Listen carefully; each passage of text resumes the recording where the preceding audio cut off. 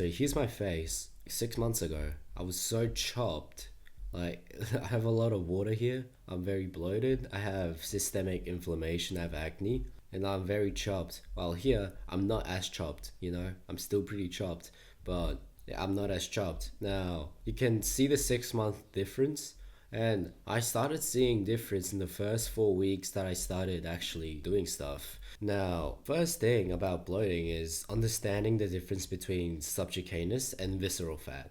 Now, subcutaneous fat is the fat, like the purple fats, the outer fat, and which basically protects and cushions your organs and also regulates your temperature. So, this is a so called good fat. Now, visceral fat is your interior fat. You see the yellow parts? These are visceral fat and they drive inflammation and, cause hormonal imbalances, insulin resistance. So, you don't want none of the visceral fat. And not only that, visceral fat will make you look worse and be unhealthier while you're the same like fat, even though they're the same fat.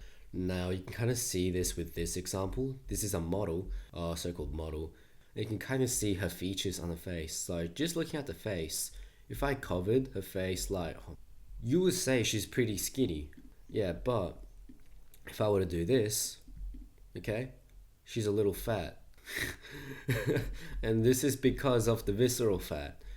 Okay, you want to get rid of both fats. You ideally want to be in 12 to 14% body fat ratio, body fat percentage. How are you going to achieve this? It's going to be through ketosis, because ketosis allows you to enter autophagy, which is the most optimal metabolic state you can be in as a human or as any animal. Like a cow's in ketosis, a wolf's in ketosis. And ketosis is where you burn fat and you don't burn sugar. By doing that, you'll enter autophagy. And most people run on sugar. They eat a lot of glucose like pasta, curry, they eat a lot of noodles. And that doesn't allow them to enter ketosis and autophagy whenever they want to. So when people want to enter autophagy, they have to fast. That's why you see all these studies about benefits about fasting. I don't think fasting is that healthy. Like, it's only healthy when you're eating a shit ton of sugar. No, ketosis is the way to go.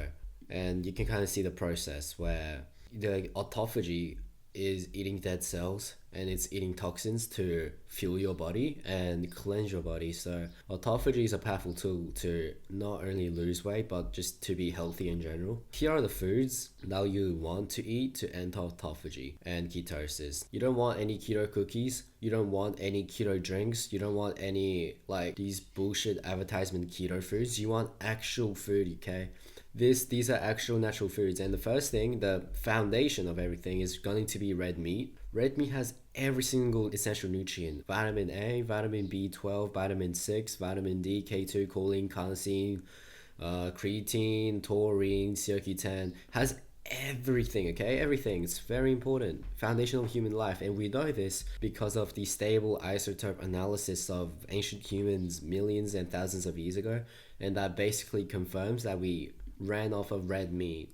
80% to almost 95% of our diet was red meat. This was the foundation, okay? And the second thing are eggs. Eggs are like little boosts, like, senzu beans from Dragon Ball. They're like that. They're very nutrient dense. They have choline, a lot of choline, and a lot of fat soluble vitamins, and they also have a lot of cholesterol. And eggs are going to be very beneficial for that. And seafood. Seafood is basically for iodine and omega-3 and like some other minerals like selenium, which you find in zinc and copper and boron. Seafood's like white meat and it has a lot of iodine. Iodine is pretty barren on land and is replete on water. So if you eat like a little seafood here and there, your iodine's fine. You don't need to worry about your iodine. And omega-3, seafood happens to have a lot of omega-3 as well.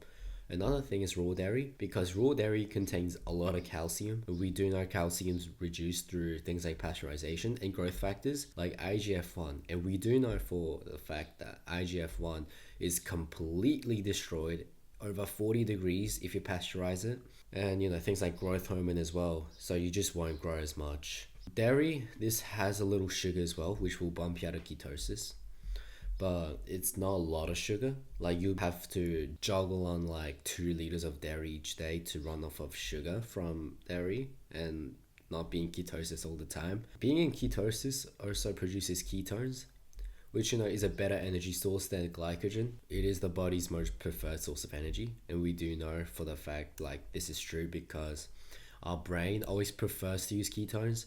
Our peripheral tissues likes to use ketone as well when there's an opportunity. Well, there's modern day, there's not a lot of ketones in the body because people just eat a lot of sugar, but it is more stable than glycogen because it's always running. Also produces less free radicals per ATP, and which will in turn lead to less oxidative stress by a less reactive oxygen species, and etc. There's a lot of nuance to this. There's electrolyte balance as well that's causing your bloating.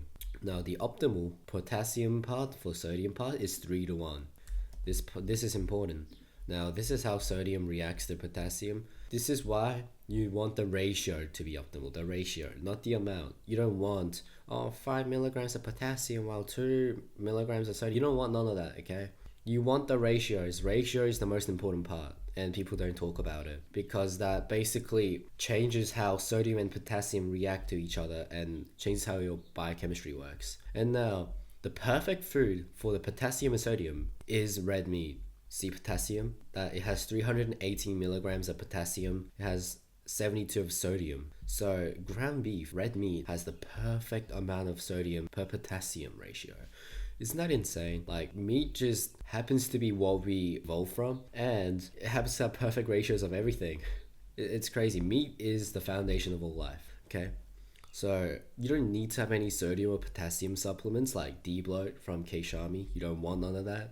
Even though it's advertised as all natural, you don't need it. You just have to eat meat, okay? Now, organs like liver or heart is optimal. It's better to eat liver or heart, but it is optional. You can just live off of red meat.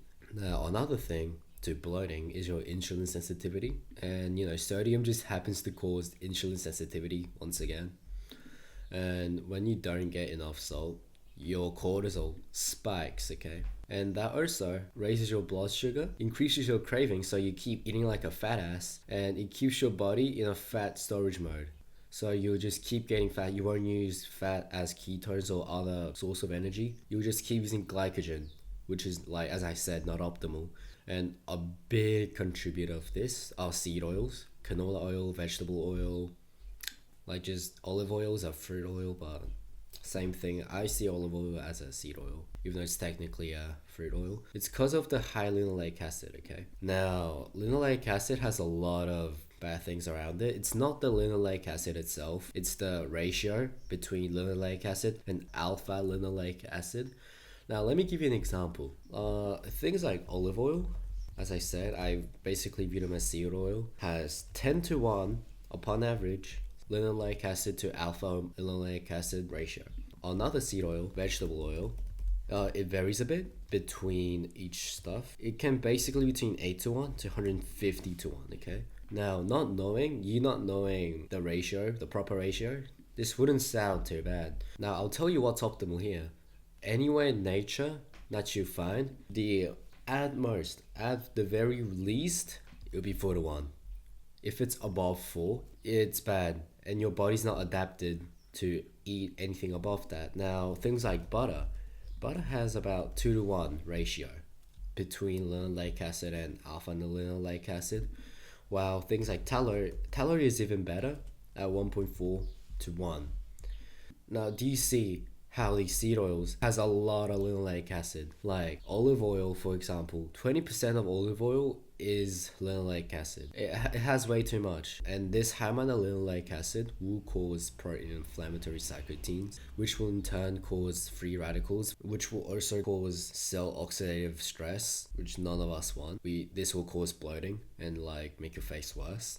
So you need to reduce your these type of inflammation, and this inflammation also happens to block insulin receptors, and as I said, insulin before causes bloating, and it just wrecks your metabolic like mechanisms from the inside. So just certainly have to reduce your seed oils, and I recommend reducing your seed oils with things like butter or tallow, because as I said, they have optimal amount of linoleic acid content, and also they happen to have a lot of optimal amounts of nutrients like vitamin A, K2, D3, CLA, CoQ10, scalp cholesterol, and they have animal nutrition that like these stuff just don't have. Now, butter, it is a dairy product which will be slightly inflammatory, but it is fine. It's like not noticeable at all. And yeah, and that's a little something about bloating and inflammation and why your face looks like shit. Like, look at my face. Look how much better my face looks. Like, dude, I'm so chopped in this photo. I look a lot better here. And you can, you know, if you want more of what I know, and you basically want me to guide you and teach you and, you know, be a little coach for you, yeah, I reckon checking out my page. Alright, thank you guys.